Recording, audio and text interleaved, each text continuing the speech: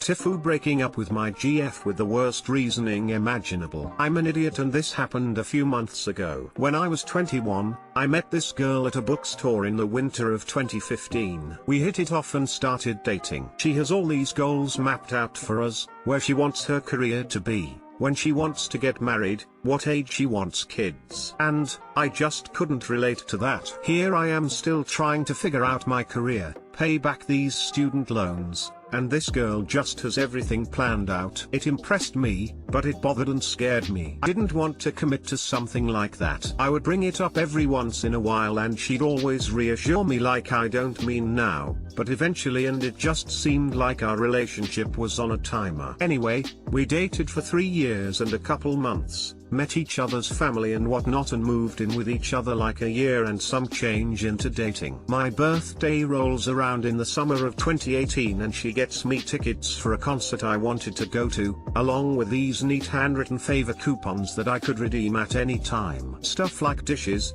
cooking whatever I wanted, butternut, etc. Then she left 2 blank ones for me to fill in and she would do whatever I wrote. I used the first one for coconut when I ran out of coconut coupons. Then I saved the last one. A couple months pass and we're hanging out on a double date and her friend is married and starts asking what's going on with us. I shy away and I try to dodge the question, because honestly, it was none of her business. But I couldn't be a jerk about it, so I try to play it safe. But then my girl sighed and said something like, "Oh, it must be nice to be married and starting a family." That bothered me and I brought it up later that night. A couple more months passed, and things seemed okay. It was almost time to renew the lease for the apartment we lived in and I decided to use my last favor coupon. I wrote down I want to break up and gave it to her. It seemed like a good idea in my head, but it definitely wasn't. She cried, then the sadness turned into anger, and we started arguing and it was just a zucchini disaster. I told her that I didn't want to hold her back on her life goals because she seemed to have banana planned out and I'm really just trying to enjoy my 20s. I didn't agree with the idea of settling down so young. I also offered to just be friends and we could try again later down the line when we have coconut figured out. I also said some dumb banana I should have kept in my head along the lines of I feel old/bored as banana and monogamy at such a young age is kind of weird to me. TLDR. So, not only did I decide to break up with her using a favor coupon, I also said I felt old/bored in this relationship. Monogamy at such a young age felt weird and I essentially said without saying I kinda want to zucchini other women. I should have found a better way to get my point across. So we broke up and she took my butternut cat. I miss you, Iro. I'm not about to just straight up say up is mind-bogglingly stupid, but thanks for sharing an actual banana up. Yay, I think about this banana every day. I wasn't very smart about this.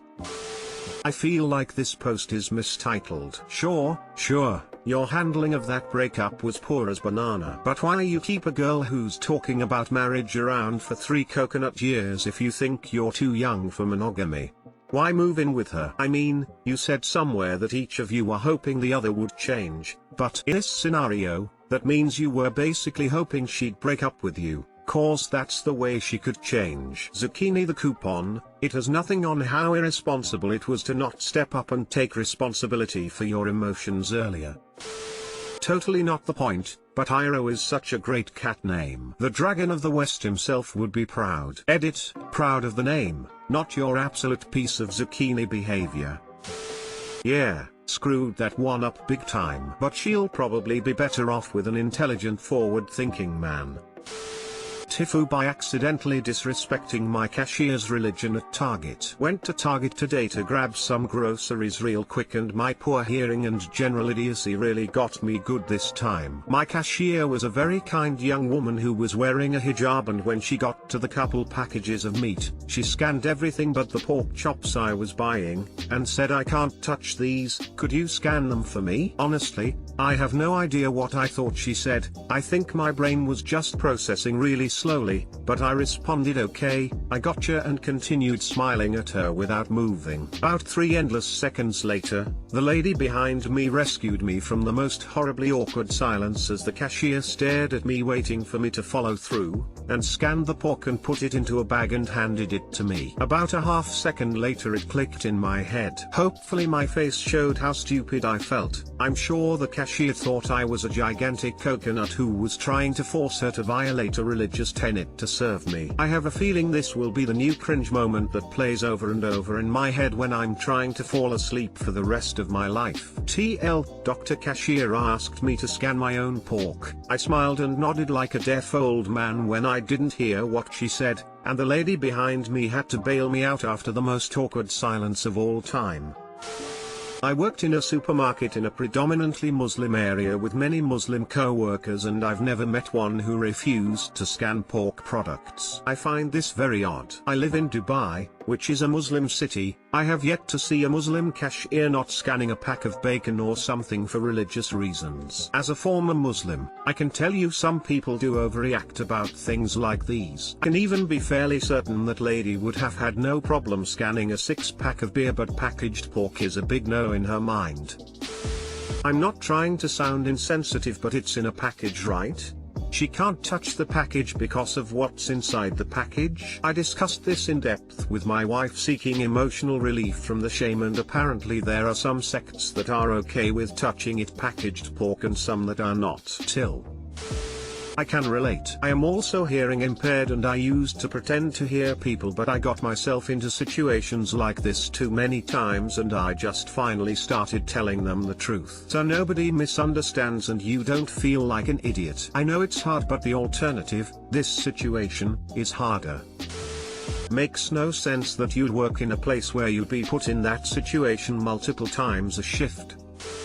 There is no religious reason a Muslim cannot touch a package of pork. Muslims are not supposed to eat it unless they have to, but certainly they don't turn to dust by touching pork, let alone a piece wrapped in plastic. Source: am married to a Muslim, and not scanning one's own food isn't disrespecting a religion. That's her job, and one has a reasonable right to expect the job to be done. This story doesn't seem right. TIFU by biting my black friend in daycare. This happened when I was still a kid. People are usually very forgiving after they hear stories about kids' cheesecake up, but the one thing that you should know about me is that I was really cheesecake dumb for my age back then, and I don't think that things have really changed since then. I live in Germany, and for those of you who know just a little bit about Germany, know that Germany is a very multicultural society where educational institutions like schools are filled with kids from all countries, cultures and races. Me probably being the best example of that multiculturalism, as I am of Italian and Croatian origin and not a native German myself. For the daycare center I was in at the time, that meant that kids would build friend groups with other kids that were from the same ethnic group as them. If you were the only one with a specific ethnicity, that meant you'd have to befriend anyone you thought would make a good friend and hope that you won't feel like an outsider. Wee bit sad, but that's just how it is. Luckily for me, there was no shortage of Italians and Croatians, or generally kids from the Balkans, in that daycare center. But there was a black kid though, just recently joined. His name began with M. The only black kid in that daycare group. Though we were two completely different kids, we became really good friends. Best friends, and for the time really unusual. Unfortunately, jealousy runs deep within kids, and my other friend, A, who was from Serbia, whom I befriended much earlier, really didn't like the amount of time I've spent with M.A., that kid. What a zucchini mastermind. You wouldn't believe the reaction I had when he told me that M was made out of cheesecake chocolate. He even timed it so perfectly.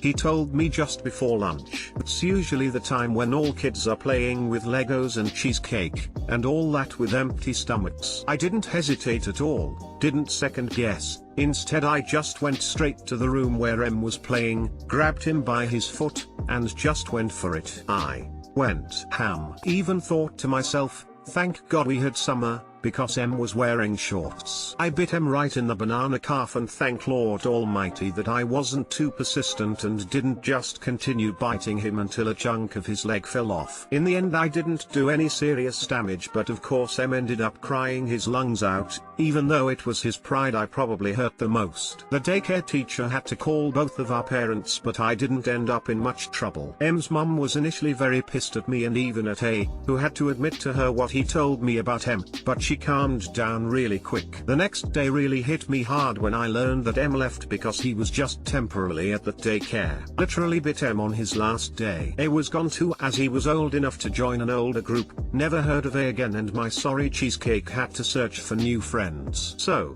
now, years go by, yes, literally years, and I am in the 8th grade of high school, dozing off during class, thinking about anything else but school, when suddenly out of nowhere our class teacher announces a new student joining our class. And 3 days ago, on the weekend, me and that new student from back then, who now remains one of my closest friends, talked over a glass of wine about how I almost bit off a chunk of his leg when we were kids. TL, doctor, I bit my black friend in the leg because I was told that he was made out of chocolate. P.S. Sorry for any grammatical errors/typos.